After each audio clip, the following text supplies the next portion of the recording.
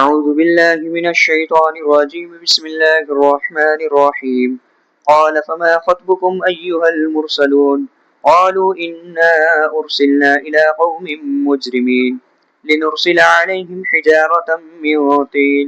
مسومة عند ربك للمسرفين. فأخرجنا من كان فيها من المؤمنين فما وجدنا فيها غير بيت من المسلمين وتركنا فيها آية للذين يخافون العذاب الأليم.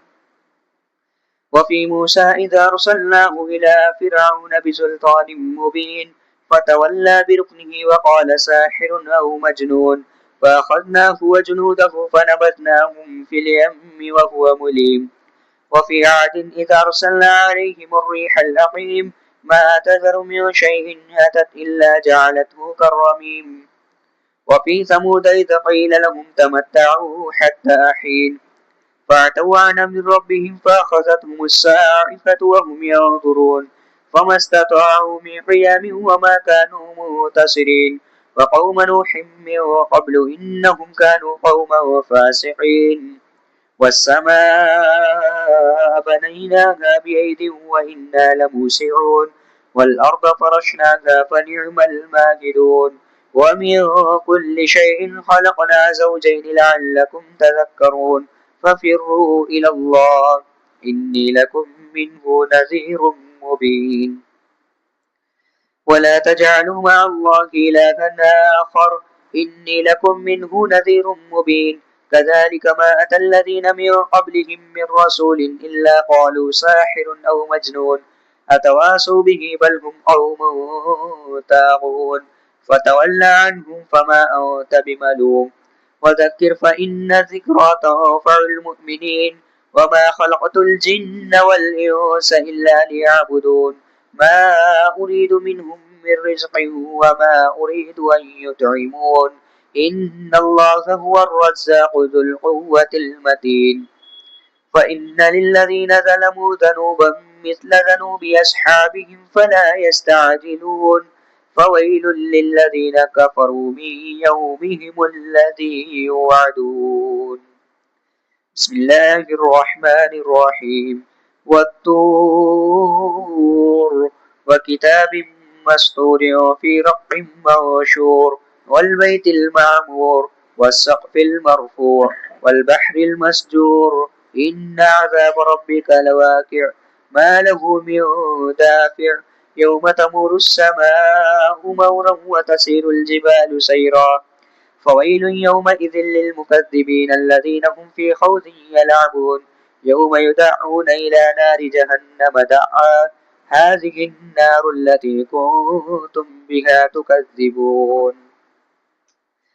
أفسحر هذا أم أنتم لا تبصرون اصلوها فاصبروا أو لا تصبروا سواء عليكم إنما تجزون ما كنتم تعملون. إن المتقين في جنات ونعيم فاكهين بما آتاهم ربهم ووقاهم ربهم عذاب الجحيم. كلوا واشربوا هنيئا بما كنتم تعملون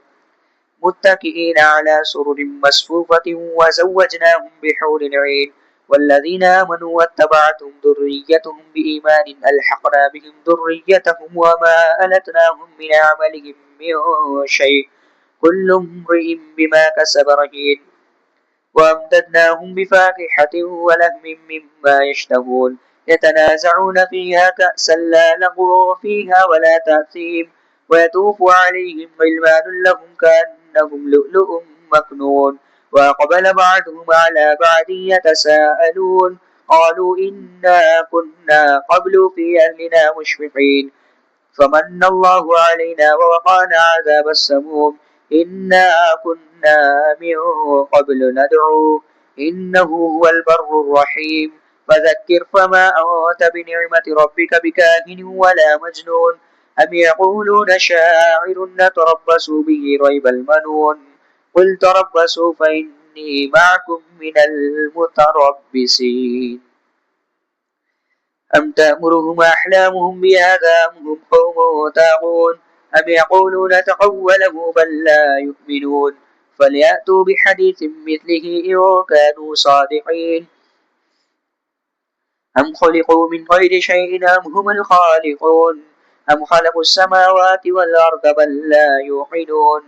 أم عندهم خزائن ربك أم هم المسيطرون أم لهم سلم يستمعون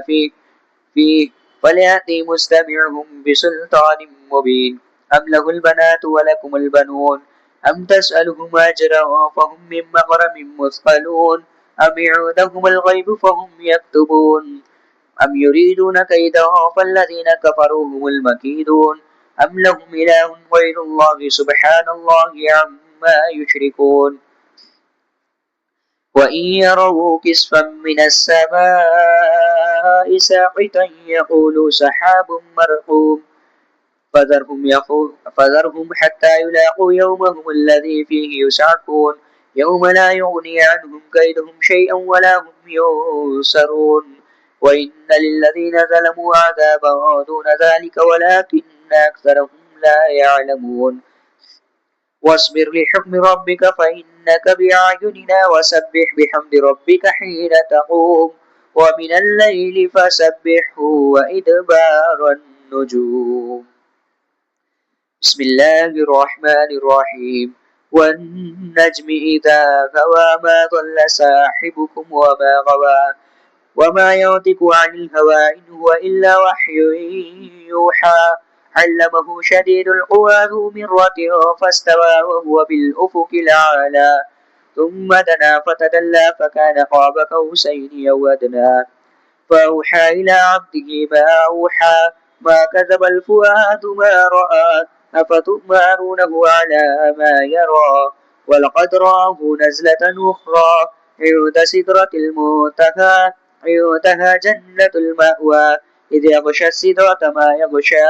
ما زاغ البصر وما طغى لقد رأى من آيات ربه الكبرى أفرأيتم اللات والعزى ومناة الثالثة الأخرى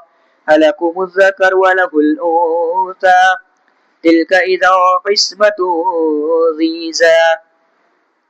إن هي إلا أسماء سميتموها أنتم وآباؤكم ما أنزل الله بها من سلطان إن يتبعون إلا الظن وما تهوى الأنفس ولقد جاءهم من ربهم الهدى أم للإنسان ما تمنى ولله الآخرة والأولى وكم من ملك في السماوات لا تغني شفاعتهم شيئا إلا من بعد أن يأذن الله لمن يشاء ويرضى إن الذين لا يؤمنون بالآخرة لا يسمون الملائكة تسمية الأنثى وما لهم به من علم إن يتبعون إلا الظن وإن الظن لا يغني من الحق شيئا فأعرض عما تولى عن ذكرنا ولم يرد إلا الحياة الدنيا ذلك مبلغهم من العلم إن ربك هو أعلم بمن ضل عن سبيله وهو أعلم بمن اهتدى ولله ما في السماوات وما في الأرض ليجزي الذين أساءوا بما عملوا ويجزي الذين أحسنوا بالحسنى الذين يجتنبون كبائر الإثم والفواحش إلا اللمم إن ربك واسع المغفرة هو أعلم بكم إذا أنشأكم من الأرض وإذا أنتم أجنة في بطون أمهاتكم فلا تزكوا أنفسكم هو أعلم بمن اتقى أفرأيت الذي تولى وأعطى قليلا وأكدى أعنده علم الغيب فهو يرى أم لم ينبأ بما في صحف موسى وإبراهيم الذي وفى ألا تزر وازرة وزر أخرى وأن ليس للإنسان إلا ما سعى وأن سعيه سوف يرى ثم يجزاه الجزاء الأوفى وأن إلى ربك المنتهى وأنه هو ضحك وأبقى وأنه هو أمات وأحيا وأنه خلق الزوجين الذكر والأنثى من نطفة إذا تمنى وأن عليه النشأة الأخرى وأنه هو أغنى وأقنى وأنه هو رب الشعرى وأنه أهلك عادا الأولى وثمود فما أبقى وقوم نوح من قبل إنهم كانوا هم أظلم وأطغى والمؤتفكة أهوى فغشاها ما غشا فبأي آلاء ربك تتمارى هذا نذير من النذر الأولى أزفت الآزفة ليس لها من دون الله كاشفة أفمن هذا الحديث تعجبون وتضحكون ولا تبكون وأنتم سامدون فاسجدوا لله واعبدوا. بسم الله الرحمن الرحيم. اقتربت الساعة وانشق القمر وإن يروا آية يعرضوا ويقولوا سحر مستمر وكذبوا واتبعوا أهواءهم وكل أمر مستقر ولقد جاءهم من الأنباء ما فيه مزدجر حكمة بالغة فما تغني النذر فتول عنهم يوم يدعو الداعي إلى شيء نكر خش عن أبصارهم يخرجون من الأجداث كأنهم جراد منتشر مهطعين إلى الداعي يقول الكافرون هذا يوم عسر كذبت قبلهم قوم نوح فكذبوا عبدنا وقالوا مجنون وازدجر فدعا ربه أني مغلوب فانتصر ففتحنا أبواب السماء بماء منهمر وفجرنا الأرض عيونا فالتقى الماء على أمر قد قدر وحملناه على ذات ألواح ودسر تجري بأعيننا جزاء لمن كان كفر ولقد تركناها آية فهل من مدكر فكيف كان عذابي ونذر ولقد يسرنا القرآن للذكر فهل من مدكر كذبت عاد فكيف كان عذابي ونذر إنا أرسلنا عليهم ريحا صرصرا في يوم نحس مستمر تنزع الناس كأنهم أعجاز نخل منقعر فكيف كان عذابي ونذر ولقد يسرنا القرآن للذكر فهل من مدكر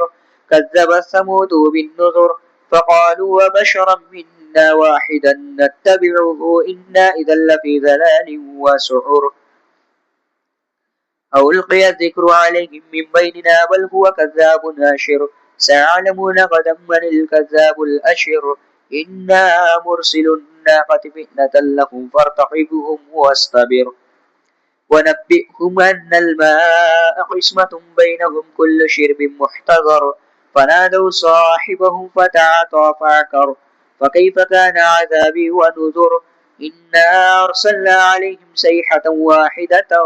فكانوا كهشيم المحتضر ولقد يسرنا القرآن للذكر فهل من مدكر كذبت قوم لوط بالنذر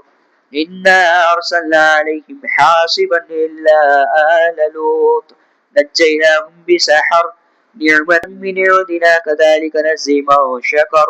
ولقد أنذرهم بطشتنا فتماروا بالنذر ولقد راودوه عن ضيفه فتمسنا أعينهم فذوقوا عذابي ونذر ولقد سبحهم بكرة عذاب مستقر فذوقوا عذابي ونذر ولقد يسرنا القرآن للذكر فهل من مدكر ولقد جاء آل فرعون النذر كذبوا بآياتنا كلها فأخذناهم أخذ عزيز مقتدر أكفاركم خير من أولئكم أم لكم براءة في الزبر أم يقولون نحن جميع منتصر سيهزم الجمع ويولون الدبر بل الساعة موعدهم والساعة أدهى وأمر إن المجرمين في ضلال وسعر يوم يسحبون في النار على وجوههم ذوقوا مس سقر إنا كل شيء خلقناه بقدر وما أمرنا إلا واحدة كلمح بالبصر ولقد أهلكنا أشياعكم فهل من مدكر وكل شيء فعلوه في الزبر وكل صغير وكبير مستتر إن المتقين في جنات ونهر في مقعد صدق عند مليك مقتدر. بسم الله الرحمن الرحيم. الرحمن علم القرآن خلق الإنسان علمه البيان الشمس والقمر بحسبان والنجم والشجر يسجدان والسماء رفعها ووضع الميزان ألا تطغوا في الميزان وأقيموا الوزن بالقسط ولا تخسروا الميزان والأرض وضعها للأنام فيها فاكهة والنخل ذات الأكمام والحب ذو العصف والريحان فبأي آلاء ربكما تكذبان خلق الإنسان من صلصال كالفخار وخلق الجان من مارج من نار فبأي آلاء ربكما تكذبان رب المشرقين ورب المغربين فبأي آلاء ربكما تكذبان مرج البحرين يلتقيان بينهما برزخ لا يبغيان فبأي آلاء ربكما تكذبان يخرج منهما اللؤلؤ والمرجان فبأي آلاء ربكما تكذبان وله الجوار المنشآت في البحر كالأعلام فبأي آلاء ربكما تكذبان كل من عليها فان ويبقى وجه ربك ذو الجلال والإكرام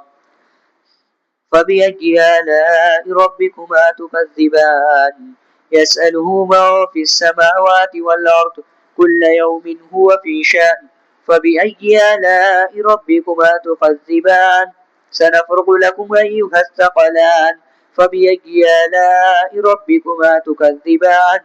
يا معشر الجن والإنس إن استطعتم أن تنفذوا من أقطار السماوات والأرض فانفذوا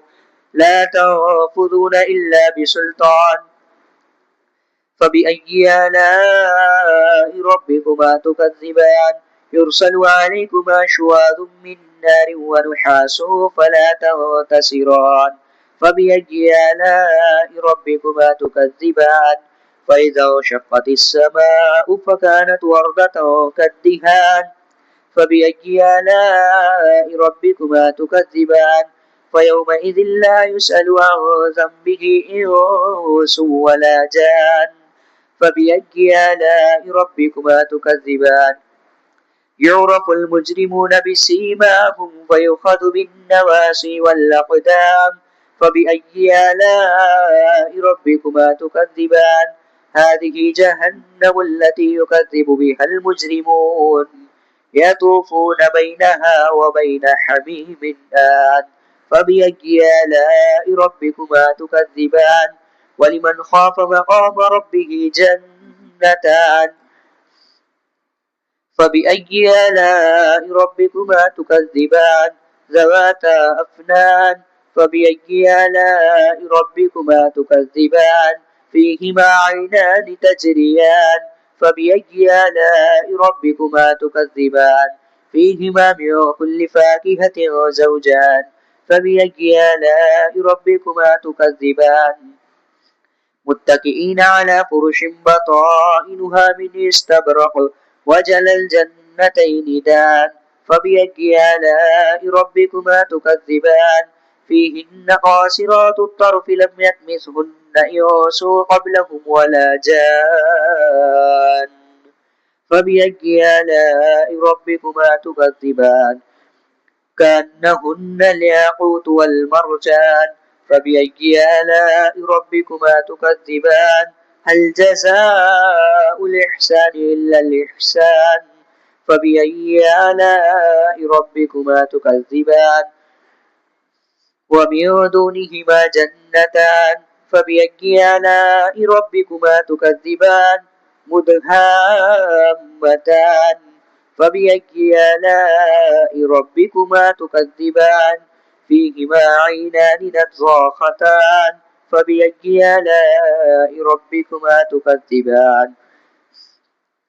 فيهما فاكهة ونخل ورمان فبأي آلاء ربكما تكذبان فيهن خيرات حسان فبأي آلاء ربكما تكذبان حور مقصورات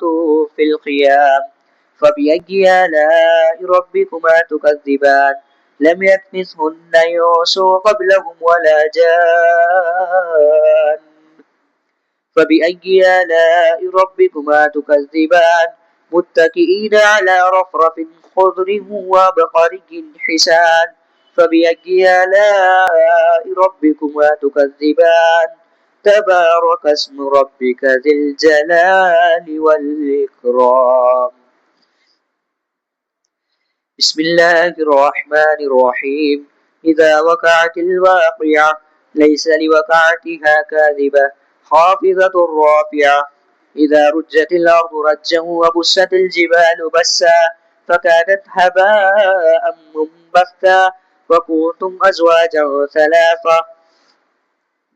فأصحاب الميمنة ما أصحاب الميمنة وأصحاب المشأمة ما أصحاب المشأمة والسابقون السابقون أولئك المقربون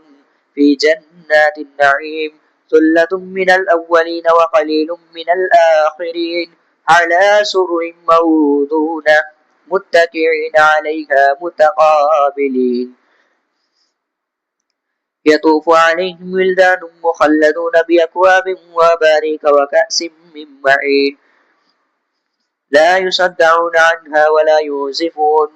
وفاكهة مما يتخيرون ولحم طير مما يشتهون وحور عين كأمثال اللؤلؤ المكنون جزاء بما كانوا يعملون لا يسمعون فيها لغوا ولا تأثيما إلا قيلا وسلاما وسلاما وأصحاب اليمين ما أصحاب اليمين في سدر مخضود وطلح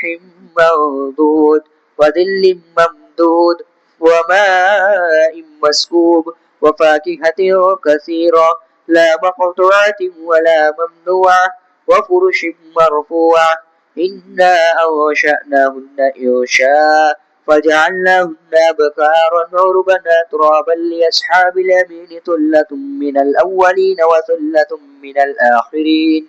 وأصحاب الشمال ما أصحاب الشمال في سموم وحميم وذل من يحموم لا بارد ولا كريم إنهم كانوا قبل ذلك مترفين وكانوا يصرون على الحنث العظيم وكانوا يقولون إذا متنا وكنا ترابا وعظامنا إنا لمبعوثون أو آباؤنا الأولون قل إن الأولين والآخرين لمجموعون إلى ميقات يوم معلوم ثم إنكم أيها الضالون المكذبون لآكلون من شجر من زقوم فمالئون منها البطون فشاربون عليه من الحميم فشاربون شرب الهيم هذا نزلهم يوم الدين نحن خلقناكم فلولا تصدقون أفرأيتم ما تمنون أنتم تخلقونه أم نحن الخالقون نحن قدرنا بينكم الموت وما نحن بمسبوقين على أن نبدل أمثالكم وننشئكم فيما لا تعلمون ولقد علمتم النشأة الأولى فلولا تذكرون أفرأيتم ما تحرثون أنتم تزرعونه أم نحن الزارعون لو نشاء لجعلناه حطاما فظلتم تفكهون إنا لمغرمون بل نحن محرومون أفرأيتم الماء الذي تشربون أأنتم أنزلتموه من المزن أم نحن المنزلون لو نشاء جعلناه أجاجا فلولا تشكرون أفرأيتم النار التي تورون أأنتم أنشأتم شجرتها أم نحن المنشئون نحن جعلناها تذكرة ومتاعا للمقوين فسبح باسم ربك العظيم فلا أقسم بمواقع النجوم وإنه لقسم لو تعلمون عظيم إنه لقرآن كريم في كتاب مكنون لا يمسه إلا المطهرون تنزيل من رب العالمين أفبهذا الحديث أنتم مدهنون وتجعلون رزقكم أنكم تكذبون فلولا إذا بلغت الحلقوم وأنتم حينئذ تنظرون ونحن أقرب إليه منكم ولكن لا تبصرون فلولا إن كنتم غير مدينين ترجعونها إن كنتم صادقين فأما إن كان من المقربين فروح وريحان وجنة نعيم وأما إن كان من أصحاب اليمين فسلام لك من أصحاب اليمين وأما إن كان من المكذبين الضالين فنزل من حميم وتصلية جحيم إن هذا لهو الحق اليقين فسبح باسم ربك العظيم بسم الله الرحمن الرحيم سبح لله ما في السماوات والأرض وهو العزيز الحكيم له ملك السماوات والأرض يحيي ويميت وهو على كل شيء قدير هو الأول والآخر والظاهر والباطن وهو بكل شيء عليم وهو الذي خلق السماوات والأرض في 6 أيام ثم استوى على العرش يعلم ما يلج في الأرض وما يخرج منها وما ينزل من السماء وما يعرج فيها وهو معكم أينما كنتم والله بما تعملون بصير له ملك السماوات والأرض وإلى الله ترجع الأمور يولج الليل في النهار ويولج النهار في الليل وهو عليم بذات الصدور آمنوا بالله ورسوله وانفقوا مما جعلكم مستخلفين فيه فأما الذين آمنوا منكم وانفقوا لهم أجر كبير وما لكم لا تؤمنون بالله والرسول يدعوكم لتؤمنوا بربكم وقد أخذ ميثاقكم إن كنتم مؤمنين هو الذي ينزل على عبده آيات بينات ليخرجكم من الظلمات إلى النور وإن الله بكم لرؤوف رحيم وما لكم ألا تنفقوا في سبيل الله ولله ميراث السماوات والأرض لا يستوي منكم من أنفق من قبل الفتح وقاتل أولئك أعظم درجة من الذين أنفقوا من بعد وقاتلوا وكلا وعد الله الحسنى والله بما تعملون خبير ما ذا الذي يقرض الله قرضا حسنا فيضاعفه له وله أجر كريم يوم ترى المؤمنين والمؤمنات يسعى نورهم بين أيديهم وبأيمانهم بشراكم اليوم جنات تجري من تحتها الأنهار خالدين فيها ذلك الفوز العظيم يوم يقول المنافقون والمنافقات للذين آمنوا انظرونا نقتبس من نوركم قيل ارجعوا وراءكم فالتمسوا نورا فضرب بينهم بسور له باب باطنه فيه الرحمة وظاهره من قبله العذاب ينادونهم ألم نكن معكم قالوا بلى ولكنكم فتنتم أنفسكم وتربصتم وارتبتم وغرتكم الأماني حتى جاء أمر الله وغركم بالله الغرور فاليوم لا يؤخذ منكم فدية ولا من الذين كفروا مأواكم النار هي مولاكم وبئس المصير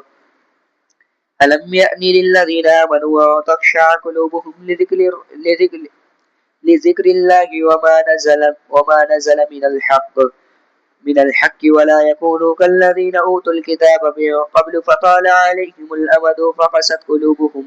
وكثير منهم فاسقون اعلموا أن الله يحيي الأرض بعد موتها قد بينا لكم الآيات لعلكم تعقلون إن المصدقين والمصدقات وأقرضوا الله قرضا حسنا يضاعف لهم ولهم أجر كريم والذين آمنوا بالله ورسله أولئك هم الصديقون والشهداء عند ربهم لهم أجرهم ونورهم والذين كفروا وكذبوا بآياتنا أولئك أصحاب الجحيم اعلموا أنما الحياة الدنيا لعب ولهو وزينة وتفاخر بينكم وتكاثر في الأموال والأولاد كمثل غيث أعجب الكفار نباته ثم يهيج فتراه مصفرا ثم يكون حطاما وفي الآخرة عذاب شديد ومغفرة من الله ورضوان وما الحياة الدنيا إلا متاع الغرور سابقوا إلى مغفرة من ربكم وجنة عرضها كعرض السماء والأرض عدة للذين آمنوا بالله ورسله ذلك فضل الله يؤتيه من يشاء والله ذو الفضل العظيم ما أصاب من مصيبة في الأرض ولا في أنفسكم إلا في كتاب من قبل أن نبرأها إن ذلك على الله يسير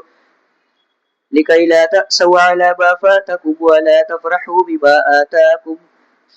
والله لا يحب كل مختال فخور الذين يبخلون ويأمرون الناس بالبخل ومن يتول فإن الله هو الغني الحميد لقد أرسلنا رسلنا بالبينات وأنزلنا معهم الكتاب والميزان ليقوم الناس بالقسط وأنزلنا الحديد فيه بأس شديد ومنافع للناس وليعلم الله من ينصره ورسله بالغيب إن الله قوي عزيز ولقد أرسلنا نوحا وإبراهيم وجعلنا في ذريتهم النبوة والكتاب فمنهم مهتد وكثير منهم فاسقون ثم قفينا على آثارهم برسلنا وقفينا بعيسى ابن مريم وآتيناه الإنجيل وجعلنا في قلوب الذين اتبعوه رأفة ورحمة ورهبانية ابتدعوها كتبناها عليهم إلا ابتغاء رضوان الله فما رعوها حق رعايتها فآتينا الذين آمنوا منهم أجرهم وكثير منهم فاسقون يا أيها الذين آمنوا اتقوا الله وآمنوا برسوله يؤتكم كفلين من رحمته ويجعل لكم نورا تمشون به ويغفر لكم والله غفور رحيم لئلا يعلم أهل الكتاب ألا يقدرون على شيء من فضل الله وأن الفضل بيد الله يؤتيه من يشاء والله ذو الفضل العظيم صدق الله العظيم